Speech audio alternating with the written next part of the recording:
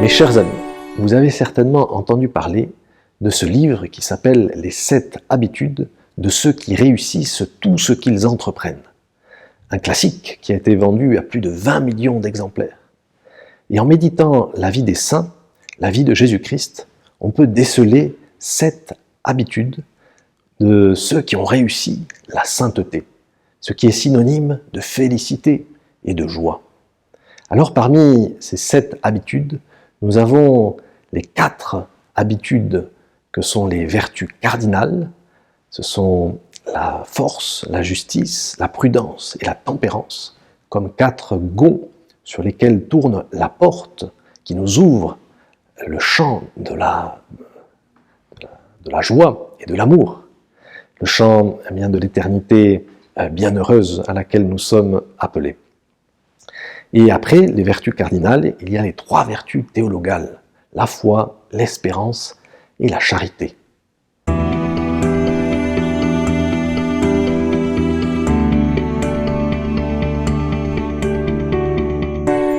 Permettez-moi de commencer avec la tempérance, peut-être la vertu qui nous vient à l'esprit en ce début de carême. Il nous faut tempérer nos passions, et effectivement, la tempérance est une vertu avec la force qui nous permet de tempérer, de réfréner, de canaliser nos passions.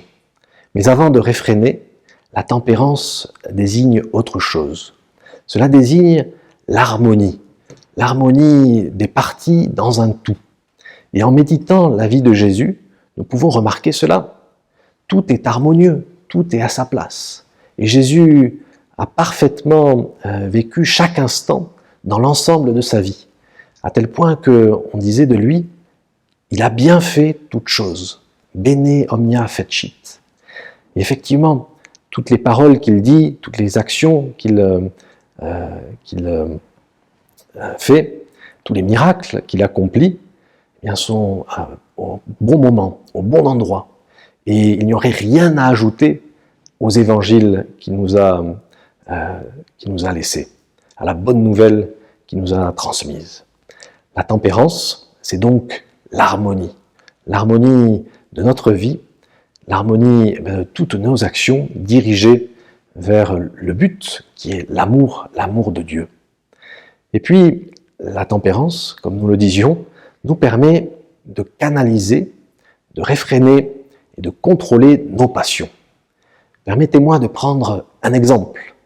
Dans la montagne noire, dans ma terre natale, il y a une quantité de petits ruisseaux qui descendent du haut de la montagne, et un ingénieur a décidé de canaliser toutes ces eaux, de les réserver dans un lac, le lac de Saint-Ferréol, au pied de la montagne noire, et à partir de ce lac, les eaux sont déversées dans un canal qui permet de relier Toulouse à la mer Méditerranée.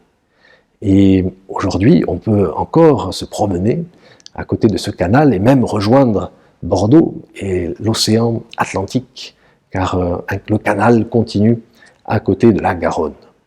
Voilà ce qu'est la tempérance. Canaliser toutes ces eaux impétueuses pour les diriger vers l'océan, pour les diriger vers la mer de notre bonheur, la mer de notre amour.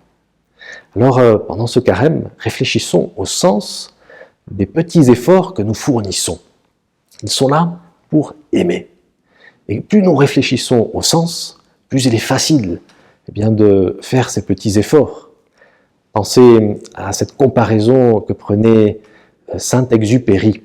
Il disait que quand on construit et qu'on veut mobiliser des hommes pour construire un navire, il ne faut pas commencer à leur parler de technique, de clous, de marteaux, d'outils ou de plans.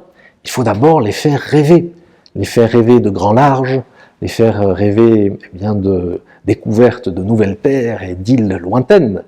Et alors, si nous rêvons, il est facile ensuite de se mettre au travail et de construire ce navire que nous voulons construire.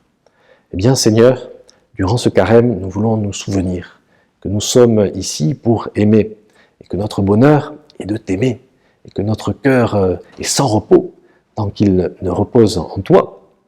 Et à partir de cette conviction, cet amour que nous avons en nous, il nous sera plus facile de faire ces petits efforts que nous voulons fournir par amour. Voilà, Seigneur, ce qu'est la tempérance. Voilà, chers frères et sœurs, pourquoi l'Église nous invite à faire des petits efforts pour plus aimer. Et la tempérance, au fond, c'est cette vertu qui nous permet de nous donner entièrement à l'objet de notre amour, Jésus-Christ.